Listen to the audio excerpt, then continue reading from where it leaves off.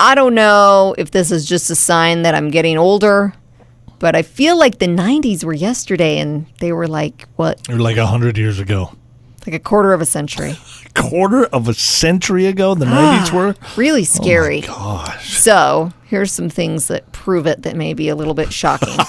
You got to make it Brace yourself. Okay, movies and shows that are now over 20 years old include Cruel Intentions.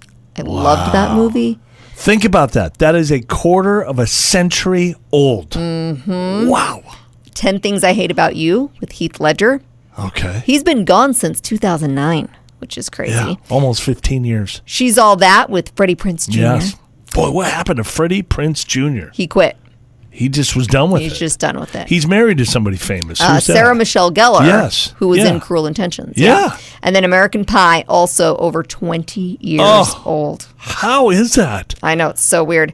Even weirder, Mark Paul Gosselaar, who played Zach on Saved by the Bell. Yeah, you liked him, huh? Oh, yeah. He was a heartthrob. He was a good-looking really dude. was. Yeah. He is now older today than his principal, Mr. Belding, was on the show. And remember, we're all kids. Mr. Belding looked like he's 90. So old. He was balding, and Zach looks better than Mr. Belding at his age. And then just a few more. Jurassic Park, Mrs. Doubtfire, and Hocus Pocus all released closer to the landing on the moon than they were to today. Wow. Boy.